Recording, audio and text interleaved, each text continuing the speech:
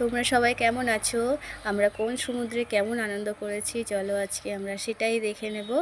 তা এটা ছিল আমাদের ওল্ড দীঘা, এটা ছিল আমাদের শঙ্করপুর বিচ। তো শঙ্করপুর বিচটা ছিল অনেকটাই, সমুদ্র ছিল ভেতরে। তা এ দেখো ওল্ড দীঘার তুলনায় শঙ্করপুর বিচটা অনেকটাই ভেতরে ছিল।